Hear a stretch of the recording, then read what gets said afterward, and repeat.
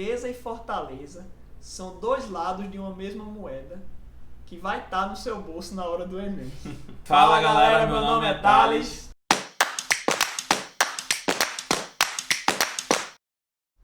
E hoje a dica, mais um pouco voltada aí já para perto do Enem, está se aproximando. Estamos chegando lá. E vai ser hoje para a gente reconhecer e trabalhar algumas fortalezas e algumas fraquezas que a gente tem aí na hora do estudo, né? Isso mesmo, galera. Hoje a gente vai estar focando na parte técnica, como você pode, nos seus estudos, ir ali identificando e trabalhando fortalezas e fraquezas que vão te dar ali um gás e um direcionamento, um foco, especificamente no vestibular do Enem.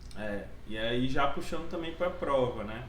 Tanto que a primeira dica aí, na verdade, é pra gente, é uma dica no sentido da gente reconhecer essas fraquezas e essas fortalezas, Exato. tanto na hora da prova quanto na hora do estudo.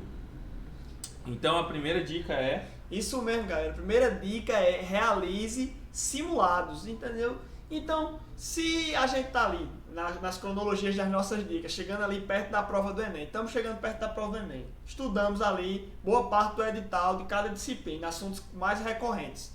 Então, vamos colocar em prática e testar ali o que a gente estudou. Nada melhor do que um simulado, porque o simulado é o que a gente aproxima os nossos estudos do dia da prova, de como vai ser o formato do Enem. É a mistura de várias matérias ali no simulado. Então, se a gente tem um simulado ali do primeiro dia do Enem, a gente tem um simulado da redação, da parte de gramática, da parte de português, linguagem, literatura e a parte de humanas. E no segundo dia temos a parte de ciências da natureza e a matemática. Então, a gente fazendo um simulado justamente para poder simular, treinar o dia da prova, a gente vai estar identificando onde a gente vai estar com problemas. Entendeu? Se a gente está na prova ali de ciência da natureza, está identificando, está realizando a prova de química, vê que a prova de química está muito cansativa, muito difícil, eu estou lendo várias questões seguidas de química e eu não estou entendendo, está muito complicado aqui. Então você já vai ter que organizar o seu cronograma, já ir listando ali as matérias e os assuntos dessas matérias que você tem mais dificuldade.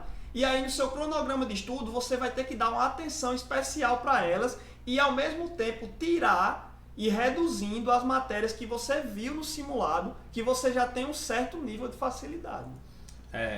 Como o Thales falou, o simulado ele é ótimo para você poder identificar várias coisas pontualmente. Por exemplo, qual é a área que eu estou tendo mais dificuldade, qual é a área que eu estou tendo mais facilidade. Eu estou tendo uma boa gestão de tempo, de exercícios individuais, estou conseguindo separar bem. Estou conseguindo identificar quais são as questões de nível fácil, de nível médio, de nível difícil. Dentro daquela área que eu tenho mais dificuldade, qual é o assunto que eu preciso dar um pouco mais de ênfase? Dentro da área que eu não tenho muita dificuldade, que eu tenho facilidade, qual é o assunto que eu domino muito bem, para eu poder dar ênfase nos que eu ainda não domino tão bem. Então, como o Thales falou, simulado é uma ótima maneira de você começar a se preparar melhor para a prova e focar um pouco mais os seus estudos aonde precisa ser focado. E a partir da primeira dica, onde você vai reconhecer todas essas fortalezas, todas essas fraquezas, a gente parte para a segunda dica. Vamos para a segunda dica, que é o que fazer depois que reconhecer, né? E aí a gente vai separar essa dica em duas. A primeira vai ser com relação ao conteúdo. E aí, qual é a segunda dica, Thales? Galera, a segunda dica, ela praticamente tá ali dentro, no coração da primeira, mas a gente vai destrinchar ela aqui para vocês num algoritmo prático e no algoritmo basiquinho aqui, que a gente tentou montar, eu e Thales, a gente esquematizou aqui um algoritmo ligeiro para você conseguir trabalhar as fraquezas e fortalezas. Estou realizando um simulado. No simulado fiz o reconhecimento de fraquezas e minhas fortalezas. Beleza, estou no simulado. Comecei lá o simulado.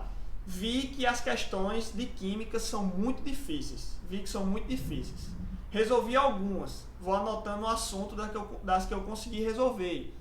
E vi que tinha outras questões que eu não consegui resolver. Já vou anotando esses assuntos, mas está ali química. É uma matéria que eu não me saí bem no simulado. Então, eu já vou dar uma atenção especial para a química no meu cronograma. E a partir das questões e das matérias que você achou mais fácil, você vai montando química no lugar dessas matérias. Eu me dei bem em história, acertei tudo.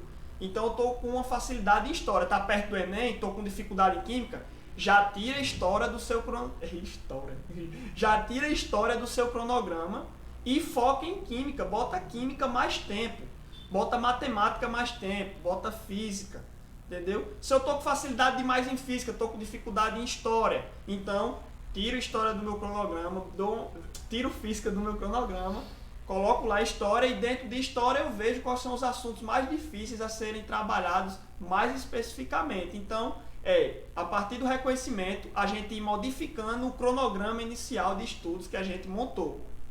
Eu não diria nem tirar totalmente, mas reduzir bastante, Isso. né? Só para você dar uma revisada e tal. Certamente. Então, primeira dica, faça simulados para reconhecer quais são suas fraquezas e suas fortalezas, né? Isso. Segunda dica, aproveite esse simulado para mudar o seu cronograma. Ou seja, seja mais objetivo no que você precisa trabalhar e no que você não precisa tanto trabalhar. Exato. E a terceira dica, ela vem de encontro com a parte que não é acadêmica em si, né?